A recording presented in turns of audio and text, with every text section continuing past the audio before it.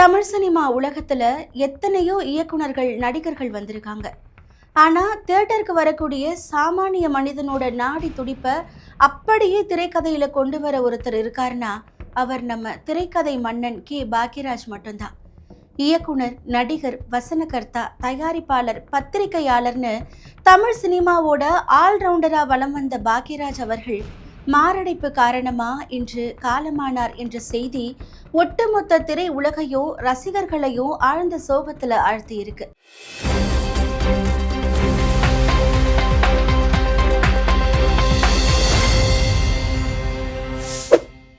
1953 ஜனவரி 7ஆம் தேதி ஈரோடு மாவட்டம் கோபிச்செட்டிப்பாளையம் பக்கத்துல இருக்கக்கூடிய வெள்ளங்கோவில் கிராமத்துல கிருஷ்ணசாமி அமராவதி தம்பதிக்கு 3வது மகனா பிறந்தவர் தான் நம்ம பாக்யராஜ். சினிமா மேல இருந்த அதீத காதலால சென்னைக்கு வந்த இவருக்கு தமிழ் சினிமாவோட ட்ரெண்ட் செட்டர் இயக்குனர் பாரதி ராஜா கிட்ட உதவி இயக்குனரா சேர்ற வாய்ப்பு கிடைச்சது.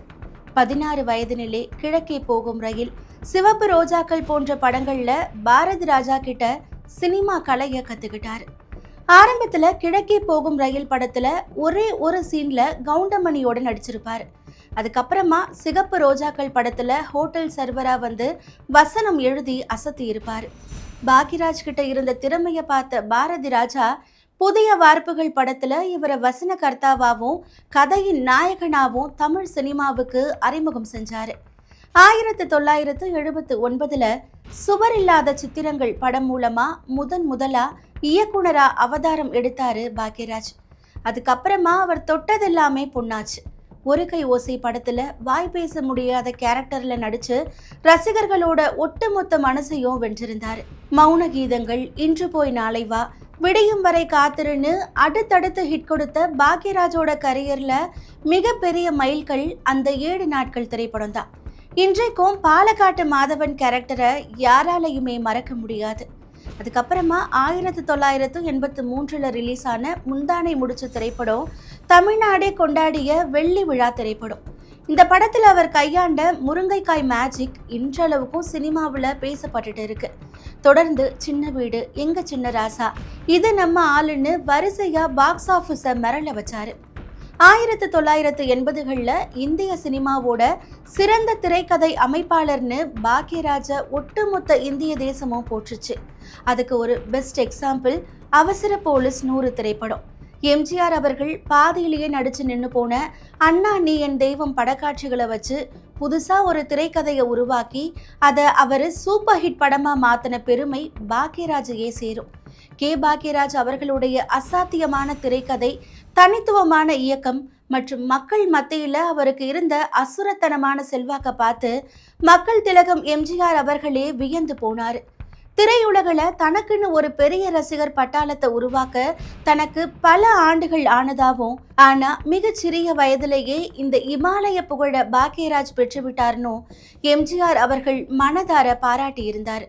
அது மட்டும் இல்லாம பாக்யராஜ தன்னுடைய கலை வாரிசுன்னு அதிகாரப்பூர்வமா அறிவிச்சு அவருக்கு பெருமை சேர்த்தார். இது பாக்யராஜ் அவர்களுடைய சினிமா பயணத்துல கிடைச்ச ஆகச் சிறந்த அங்கீகாரம்னே சொல்லலாம். அதே மாதிரி உலக நாயகன் கமல்ஹாசன் நடிச்ச ஒரு கைதியின் டைரி படத்துக்கு கதை, திரைக்கதை, வசனம் எழுதினது இவர்தான். இந்த படத்தை அமிதாப் பச்சனை வச்சு ஆக்ரி ராஸ்தா என்ற பெயர்ல ஹிந்தியில இயக்கி மாபெரும் வெற்றியும் பெற்றாரு. பாக்யராஜோட பெரும்பாலான படங்கள் ஹிந்தி, தெலுங்கு, கன்னட மொழிகள்ல ரீமேக் செய்யப்பட்டு அங்கேயும் சூப்பர் ஹிட் அடிச்சது குறிப்பிடத்தக்கது. அப்படியே இவருடைய சொந்த வாழ்க்கையை பற்றி பார்க்கும்போது ஆரம்ப காலத்துல நடிகை பிரவீணாவை திருமணம் செஞ்சாரு. ஆனா துரதிருஷ்டவசமா உடல்நல குறைவு காரணமாக அவங்க இறந்துட்டாங்க. அதுக்கப்புறமா தன்னுடைய டார்லிங் டார்லிங் டார்லிங் பட நாயகி பூர்ணிமா ஜெயராம காதலிச்சு திருமணமும் செஞ்சுக்கிட்டாரு. இவங்களுக்கு சரண்யா, சாந்தனுன்னு 2 பிள்ளைகள் இருக்காங்க. சினிமா மட்டும் இல்லாம 1988 இருந்து பாக்யா என்ற வார இதழை நடத்தி இலக்கிய உலகிலும் முத்திரை பதிச்சாரு பாக்யராஜ். அரசியல்லையும் ஆர்வம் காட்டிய இவரு எம்ஜிஆரோட தீவிர ரசிகரா இருந்ததால அதிமுகல இணைஞ்சாரு. அதுக்கப்புறமா எம்ஜிஆர் மக்கள் முன்னேற்ற கழகம்னு சொந்தமா ஒரு கட்சியை தொடங்கி பின்னாட்கள்ல திமுகவிலையும் பயணிச்சாரு.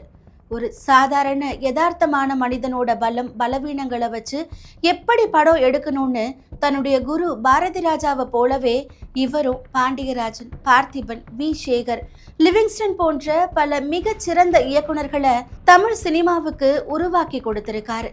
தன்னைத்தானே சுய விமர்சனம் செஞ்சு கேலி செஞ்சுக்கிற இவருடைய யதார்த்தமான நடிப்பு பாணி எப்போதுமே தனித்துவமானது.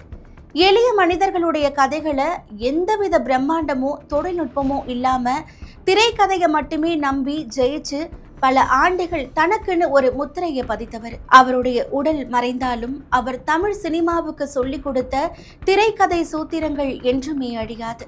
திரைக்கதை மன்னன் கே. பாக்யராஜ் அவர்களுக்கு நம் அனைவரின் அஞ்சலியும் சமர்ப்பணம்.